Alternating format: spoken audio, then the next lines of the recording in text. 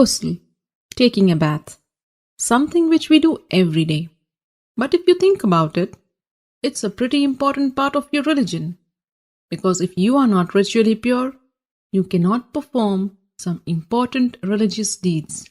And how much time and effort you put into learning the correct manner of ghusl, and how consciously and how well you perform the ghusl, shows your concern for the way you stand before Allah. Because al-ghuslu amana bayna al-abdi wa bayna rabbihi. Ghusl is a trust between you and your Rabb. And we really can't emphasize the importance of ghusl enough. In this series, we will begin the discussion with the obligatory ghusl, which will be helpful to you when you are in a hurry or if there is not enough time to take a complete ghusl. Next, I will take you step by step through the etiquettes of the complete ghusl, where we will discuss the sunnah acts of ghusl.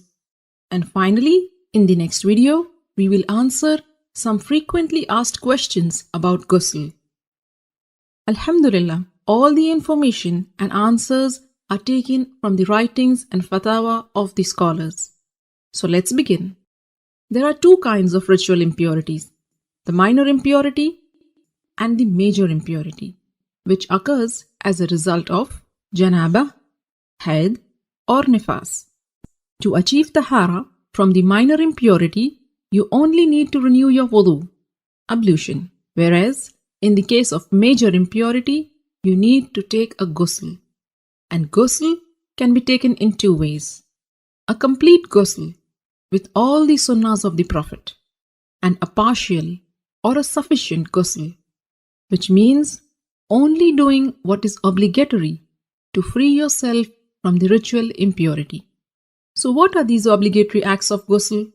A beforehand niyyah, intention that you are taking this bath to purify yourself from the major ritual impurity. Rinsing your mouth and nose and letting water run over your entire body at least once. Make sure it reaches every part of it, even your scalp under the thick hair. If you manage to do this much, then you have purified yourself from the major ritual impurity. As for the complete ghusl, and this is the mustahab one, and it is how the Prophet ﷺ took a bath. And this is how you do it. Begin with an intention to purify yourself from the major impurity. Then say Bismillah. Wash your hands 3 times. Then with your left hand, wash your private parts and anywhere else that is contaminated with traces of impurity. Then make a complete wudu, just as you would for prayers. Then pour water over your head 3 times, rubbing and making sure that it thoroughly reaches your scalp.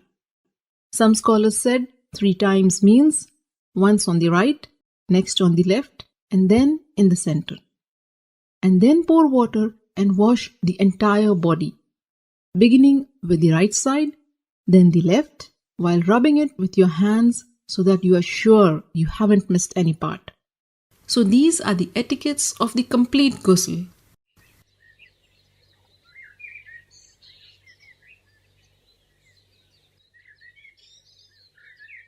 Ghusl essentially means letting water run over every part of your body. So if you are wearing a ring, you should move it. And if it is so tight that the water won't reach the skin underneath, then you have to remove it. Cosmetic items which form a barrier and prevent the water from reaching your skin must also be taken off.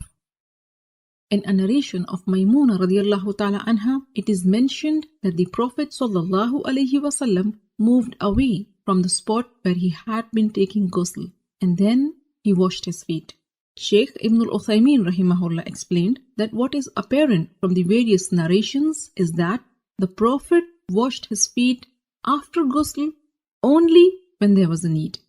Like if the floor is made of dirt, and if the feet are not washed, they will remain soiled. So you may want to wash your feet after ghusl if there is a need. With this, you are now well informed about the how-to of the perfect ghusl.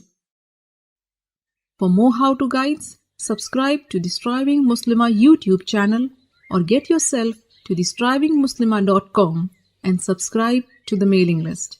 I will keep you updated about all the latest videos and interesting articles.